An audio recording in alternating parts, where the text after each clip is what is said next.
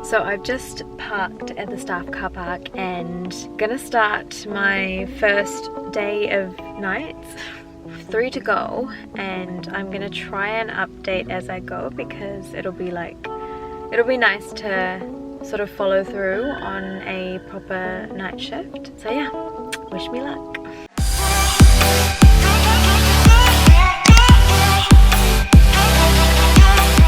Hey guys, welcome back to my channel. Now today I'm doing something kind of different. So as the title suggests, this is about how to survive a night shift. Before I start the video, my name's Anuja, and if you haven't come across me before, I do whole heaps of random videos on music, beauty and lifestyle, so make sure that you check out my other videos. And if you do like my content, please do subscribe and support me. Now if you are a shift worker or a night worker, you know how hard it is to get through the night shift, and there must be specific rituals that you do pre, during and post nights that work for you guys. But if you are new to the concept of night shifts and you will be starting a night shift sometime soon and you have no idea how to prepare for it, I hope that this video is helpful. As you may or may not know, I work in the hospital, and that means that I have shifts where I work during the day like a normal person, and then there's weekends and there's long days and night shifts. There's a couple of things that I have adopted into my ritual to help me get through the night, and yeah, let's get started. So first up is pre-nights. So essentially what happens is if I have a night shift tomorrow, then I will work a normal day today, so up until 4:30 or 5. After I come back home, I kind of try and have a really chill afternoon. I try and stay up as long as I can, and usually that ends up being about 2 o'clock in the morning. What do I do when I stay up? Usually nothing much. I try and watch movies or TV shows. I try and read a book, and during the night I try to not eat too much junk food because I end up feeling sick if I do that. So things like cereal is a really good snack during the night as you stay up. And then what would happen is I would wake up around 7:30 or 8 in the morning the next day. So this is the day of my nights, and I would have breakfast, and it's usually something really small because what I have kind of tried to do is go to the gym before I sleep again. And the reason why I go to the gym during nights is because otherwise you're just, I don't know, you're just working and sleeping, and I end up feeling really gross, and it's just not good for my mental health. And I know that a lot of other people that I know feel the same, and they try and get some exercise in between, which is really good. Sometimes I do just go for a run if it's a nice day and I can't be bothered going to the gym, but my gym is so close that I do tend to try and get there and do a bit of cardio, a bit of weights, and come home around 10 o'clock. And if you can't go to the gym or go for a run, try and do some stretching, try and do some yoga or Pilates or whatever you're into. There's a lot of YouTube videos that you can follow, and it's just, you know, an easy thing to do at home. So what I do is I get my workout done, grab the food, come home, have a shower. I always shower before I eat because I just feel good doing that. So what I've tended to eat before I go to sleep again is, you know, either a Subway or sushi or a sandwich. And just FYI, I get the herbs and cheese footlong or 6-inch depending on how hungry I feel, and I usually get the veggie patty, which is really yum, with a lot of salad and sweet chili sauce and chipotle, just, you know, in case you're wondering. And when I eat, I like watching something really chill, and most of the time it's like travel videos that I love watching. And I think this time I ended up watching Travel with Chatra, which is a TV show, a Sri Lankan TV show that I love. And then it's time for bed around like 11:30 or 12ish if I'm a bit late. So something that I've learned to do pre-sleep, even before I get into bed, is actually steam my face, because for some reason when I stay up during the night I end up feeling like my head ends up feeling really heavy and my sinuses act up, and yeah, it's all gross. And you can just like boil a bit of water and steam your face, but what I have started doing is using these tea bags. So this is from Healthrees and it's the Sleep Chamomile and Passion Flower. What I do is I put one of these into the boiling water and then I inhale the steam. I know that you can buy those oils that you can put into hot water, and that's probably better, but I figured, you know, this is about $2 and this probably does the same thing. So this contains chamomile, which is really good for sleep. It kind of helps with my sinuses. It helps me get rid of any headaches that I have during and pre-post nights. So one of the things that I highly recommend that you guys get is a sleep mask. I cannot emphasize how important these are. And this one I love in particular. It says time for another adventure because all your night shifts are different adventures, and this one in particular is, you can see that it's padded, and this is from Typo, by the way. If you are hunting for a really good eye mask, sleep mask, whatever they're called, go and check out Typo because they have a wide variety of these, and I tend to just have it on the whole night as I sleep. This is such a simple trick, but it's so important. You essentially want to have a blackout. You want everything to be so dark that your body starts believing that it's nighttime. And then I would wake up around 6 o'clock or 7 o'clock, depending on how drowsy I feel, have a shower, and then I start my nights around 10 o'clock at night. So I would have to leave around 9:20 if I want to get there on time. So I want to talk to you guys about what I take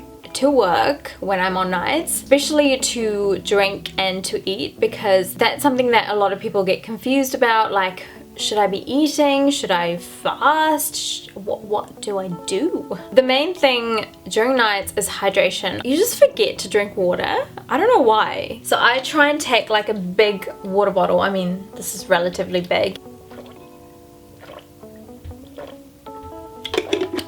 Highly recommend that you guys get, you know, like a decent sized bottle and just have a goal, like I'm gonna finish all of this by the end of the night, no matter what, no matter how busy I am. I admit I'm not the best at it, but I am trying. If you are not the world's best water drinker, I have another tip for you guys. So recently I got something like this, which is Twinings Infuse Cold Water Infusion, and this is in the flavor passion fruit, mango and blood orange, and it smells so incredible. So essentially it's naturally flavored, and usually at work what I do is I take one of these. I'll show you guys what they look like. They're kind of like little sachets. I try and just leave it in for a bit so that I get that fragrance, because it makes me want to drink the water more. And there's a lot of other options as well. This is the one that I was drawn to, which is why I got it. But yeah, there's a whole range, so check it out if you are interested. Another thing that I try and take every time I go for nights is a thermos filled with Nesta malt tea. If you don't know what Nesta malt is, it's essentially like a malt, M-A-L-T malt powder, and I just make an English breakfast tea with milk and add a few spoonfuls of Nesta malt and I'm good to go. And I try and have it twice during the night, so around midnight and then again around like, I don't know, 2 or 3. Other things that I take cheese and crackers. So in New Zealand we have these like little cheese and cracker sets that you can buy, and they're so easy because you just like peel and you eat. But obviously you can make it yourself. You can just cut up some cheese and bring it with crackers. I sometimes take like a Marmite and butter sandwich. I tend not to take anything cold. Like I always like to have something hot during the night because your body temperature goes down and I end up feeling really cold. And some of my friends bring berries or grapes. They're a great snack in between. So yeah, those are the things that I would recommend. I'm sure that everyone has a different feel towards what they like to have. So as we get to during night rituals, obviously depending on what work you do, you might be really busy, you might have chill times in between, you know, there's a whole spectrum. So this is day 2 out of 3. In between, when you do have time, like, you know, just chill time where there's no patients to see, there's nothing to do, try and either sleep, which I am really bad at because I don't like waking up feeling groggy, so I actually stay awake. What I try and do is go for a walk, have some tea, just, you know, get out of that environment just for a little bit and have some time for yourself, because that is very, very important. Another thing is, if you are sitting down lots on your nights, which I end up doing, make sure that you kind of move around as you are sitting down. You don't want to be stationary like the whole time. And in our department we actually have Swiss balls, so I love sitting on that because it gets your legs moving. You can, you know, bounce up and down or do whatever. It just means that you won't sit down and stay stiff for like 6 hours straight. So yeah, please do allow time for yourself because it is really, really important. So another thing that you want to make sure is wear really comfy clothes, because the last thing you want is something tight. Well, that's the last thing I want anyway. So this is my kind of attire for nights.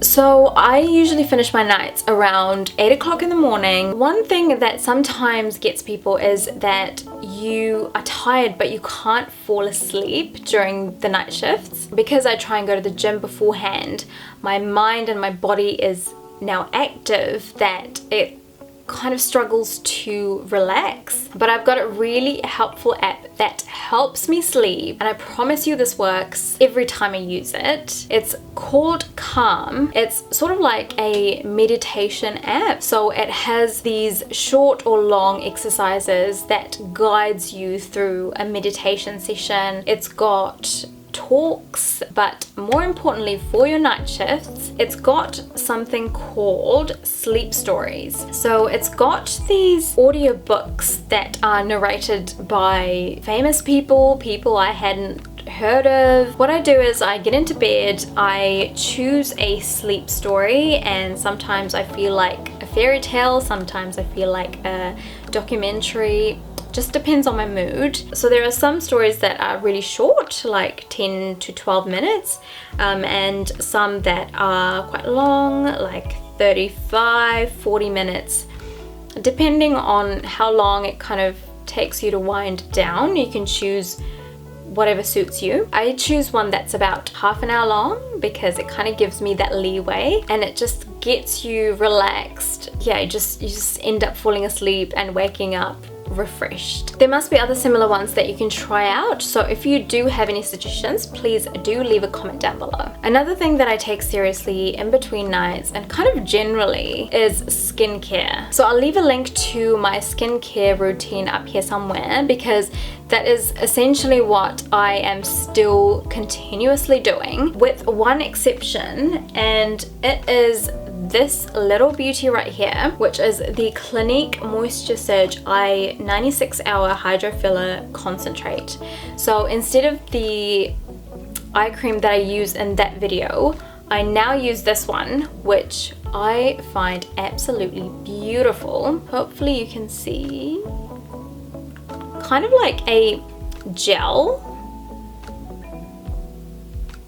and it goes on beautifully, kind of sinks into your skin. So what I do is I put it under my eyes, kind of on my forehead and around my mouth. This has a very long lasting effect, and when I wake up I really do feel that skin tightness. It is a bit pricey, but I think it's value for money. So that is pretty much what I do during nights and pre-nights and all that. Now post-nights is really variable. I tend to recommend that you don't plan much on your post-nights day. Some people stay up the whole day after their post-nights because they want to get back to like a normal body clock, so they would stay up till about 9:30 and then go to sleep just like normal. But I tend to have a nap for at least 4 or 5 hours, wake up, do a bit of like admin stuff, and then go to bed around 9:30. Everyone's so variable and it depends on how busy your night was